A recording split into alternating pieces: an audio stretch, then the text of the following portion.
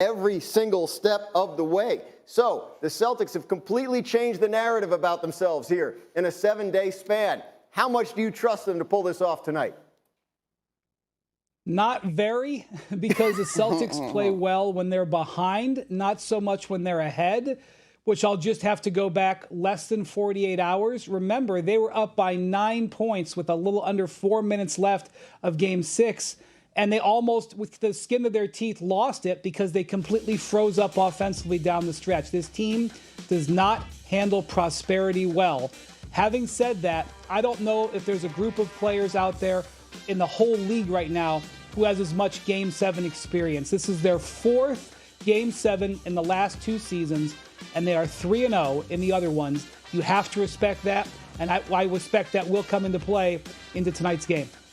Yeah, I mean, that's what's amazing. I mean, a week ago we were actually talking about, because of how bad Game 3 was, like, is Joe Mazzulla, the first-year coach, in trouble? And now we're talking about, can they cap off a Game 7 and get to the finals? What do you make of what's happened? What's changed with the Celtics over the past week? I still keep watching that replay, and I'm still in shock, right? What happened, right? I'm still sitting here trying to believe. Unbelievable. What happened there. But look, I think for me what it comes down to is this. We talk about belief a lot, and I think which team ultimately is going to believe in themselves, trust each other, believe in their preparation, believe in their game plan tonight is going to make all the difference in their world. I personally just think, I think Boston's a better team. I thought they were going to win this series going in. I never expected them to be down 3-0. Didn't think they could come back from that deficit. But here we are, and now it's 3-3. They got that last game at home now. You play all regular season to earn that right. They're going to have it. Wendy talks about their Game 7 experience as a collective. That's going to be important in a moment like this. I also think there are more guys on the Boston Celtics that I think could do enough to chip in a game like this. It's not just about the stars. We're going to focus on those guys, and you want them to play well. Who has more guys capable of giving you a 12 to 15 point night, right? Give you that supplemental offense in a big spot. I think Boston's depth plays in a huge way in this moment in a low-scoring, tight game, but I just like Boston at home in a Game 7. I love you leaning on the basketball of it all, Legs, because I actually don't think it's going to be basketball that decides this thing. I think the Celtics have not excised their demons in terms of their fourth quarter hiccups, we'll call them. And I keep going back to, Legs, I hear you, Celtics roster, Celtics experience, but I keep going back to Jimmy Butler strikes me as a guy that's not going to let this happen twice in terms of what happened last year. And so I've never been so split down the middle on a game, I think, ever in terms of being asked to make a prediction. There's so much here. And I honestly felt that after Game 6, like, that was the Heat's chance. And I think we all would agree with that. But I don't feel like this team is as deflated and out as I thought it may have been if they did not win Game 6. And so, yes, all of the basketball makes sense, but nobody would have had them down 0-3 because of all of the basketball sense. And so I just think the Heat are still 100% alive in this thing. Wendy, what's it feel like? I mean, you've been covering this series, so what's it feel like on the ground there? I mean, we can talk about what it looks like but in terms of, are the Heat gassed? Is the momentum on Boston's side? What's the vibe around these teams right now? So at the end of Game 6, I'll never forget being in the locker room after the game where the Celtics players were watching the play on their phones for the first time. They came in afterwards, they had a huddle, and then they said, let's focus on Game 7. And then I got to come in there, and I was showing Derek White on my phone some of the replay angles. He hadn't seen them yet.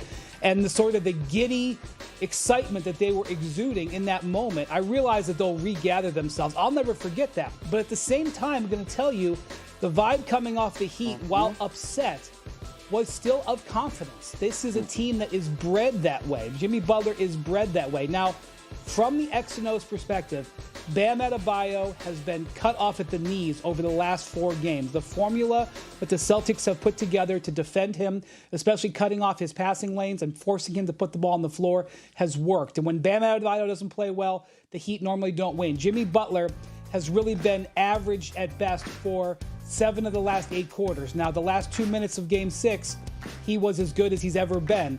So there's a whole bunch of reasons why I could tell you that this looks like this is going to be the Celtics' way. But I've now covered 13 playoff games between these two teams over the last 2 seasons, and I'm telling you, it's extraordinarily difficult to get your pulse on which way this thing's going to turn. What I think is special about Jimmy is that he has that clutch gene, so to speak. And so he's not a guy that's necessarily going to force it, but everybody I shouldn't say forgets, but a large part of Jimmy's game is getting to the free throw line. He shot 15 free throws in Game 6. And so if he can continue to put pressure on this Celtics defense, which has been as Jekyll and Hyde as much as any other part of what they've been trying to do in this postseason, in this particular series, like, he's got a good chance to come up with his numbers. I also think, and we heard the guys talk about this in the first 3 games that Miami rattled off, Jimmy's ability to instill confidence in the rest of his teammates. Yeah. Caleb Martin is having the series of his life. You saw the difference of having Gabe Vincent back on the floor in Game 6 versus Game 5. And so I just think the camaraderie of that group, if this thing is tight in the fourth, which is all Miami would ask, and then you allow things to happen, there is no question that Jimmy usually finds a way, and there's certainly no question that his teammates are always looking for him. I mean, I was so sure all 3 of those free throws were going in. Like, there was no doubt in my mind watching that game, right? So Completely agree with you. can he take it over if need be? Yeah, he can. I mean, obviously he's got that in him, and he's not going to be fazed by this stage. There's no question. But he doesn't have that, that gene that sort of wilts under the light. He's not going to do that. He's going to run toward the light. But the question is the reason that he has had some struggles in this series and given nights just because he's been off, or do you give the Celtics defense a little bit of credit for that? I think Boston is going to make sure that Jimmy Butler, whatever that takes, whatever you have to hit him with, does not get into that early first quarter rhythm that we've seen him have. Because when he has a 12 to 15 point first quarter, you've got a problem now. Now you've got a guy that's probably going to go for 40 and control the entire game. They're going to see who else is running to the light on the Miami Heat. And that's where some of these X-factor players are going to come in a large way. I think Gabe Vincent could be huge in a game like this because he seems like he might be a guy that could step up. Caleb Martin's been unbelievable the entire series.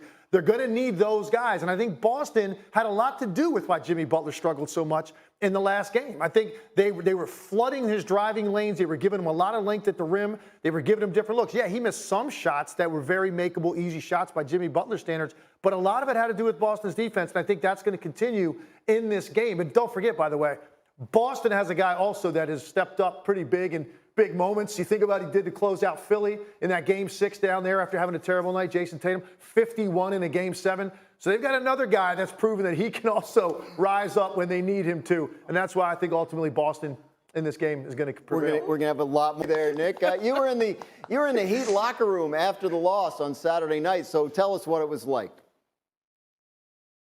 Graz, the disbelief in that room was palpable. That was one of the quietest locker rooms I've ever been in after a game. Now, you have to understand, Jimmy Butler usually has that speaker bumping in that room, win or lose. It was silent.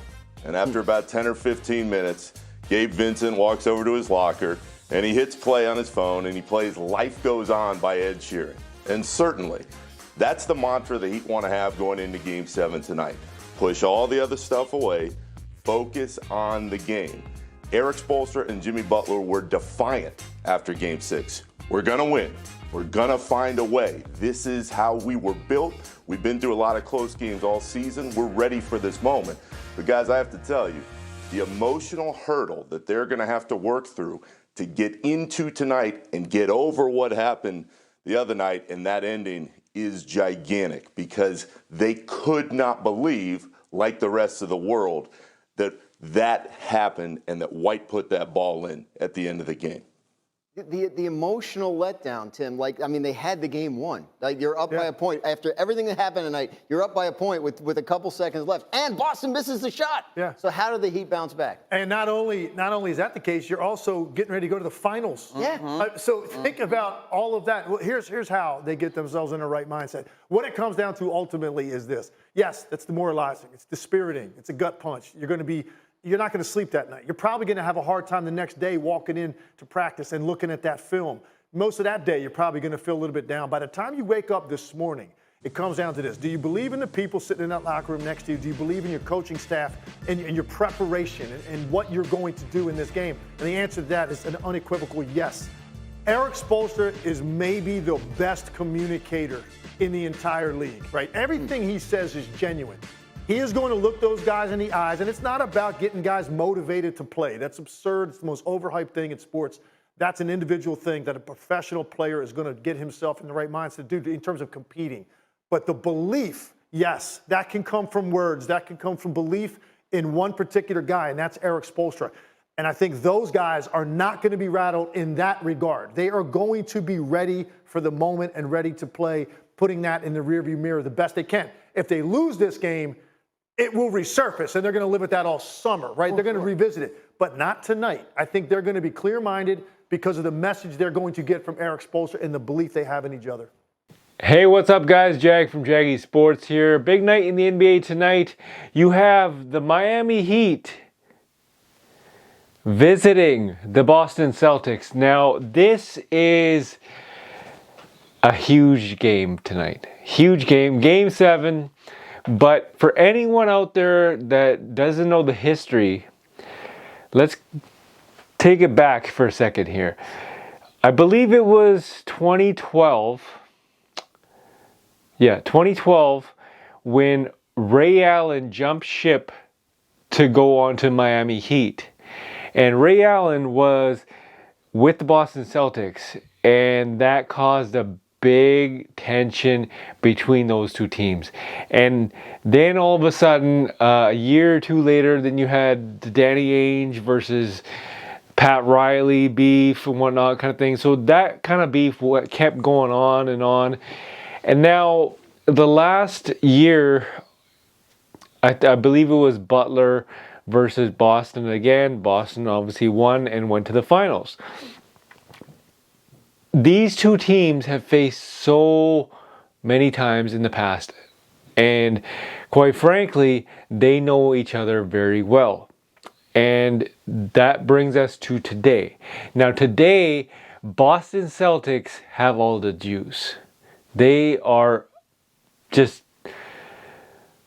they have all the confidence in the world because they came back from 3-0. This has never been done in NBA history. So if it happens tonight, you are witnessing history in the making. No team has ever come back from 3-0. This could change tonight. Scott Foster, Tony Brothers are reffing tonight. When those two refs ref a Miami Heat game, Miami always loses. Now, I don't want to be like stirring controversy, but at the end of the day, you have the shot clock. It was 0.1 second of a difference. And the refs changed that, and all of a sudden, Derek White got the tip in. I'm not saying like, oh, it's a controversy there. Some people are saying that, but at the end of the day, it's kind of like this. Boston Celtics have all the confidence in the world because they came back from 3-0. If you ask me, Miami Heat's confidence is shot, because you had one game to win, right? Game 4, you lost. Game 5, you lost. Game 6, you lost. Now this is a game 7. If Miami Heat loses tonight, that is a big blow to the Heat Nation, Heat organization, Jimmy Butler and Eric Spoelstra. I don't know how they're going to come back from this one. If they lose tonight, I don't know how Miami Heat are gonna come back from this. Boston Celtics, they have no pressure. Even though you want to say they have all the pressure in the world because they're at home, but they just won 3 in a row, down 3-0, and all the pressure is on the Miami Heat. So if I'm a Celtics guy, if I'm a Celtics player, I'm playing with the ease. Because you know that you got the crowd in the back, Boston crowd in the back, just egging on Miami Heat players, just like, you know, hostile environment. So Boston Celtics, they got all the juice, they got all the confidence in the world. Who is going to win this game, right? Who is going to win this game? Is it going to be Jason Tatum and the Celtics versus the Jimmy Butler and the Miami Heat? Can the Butler do it again?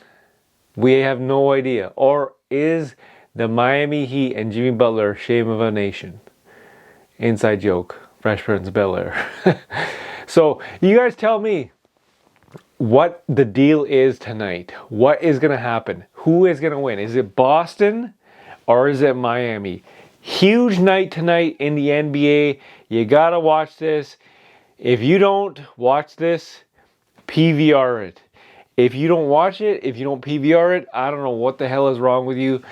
This is must win situation for one team, must watch situation for everyone out there right now. I don't know. The ratings are going to go through the roof tonight. I'll tell you that much. Who is going to win, Boston or Miami? Leave a comment in the comment section. As always, this is Jag from Jaggy Sports.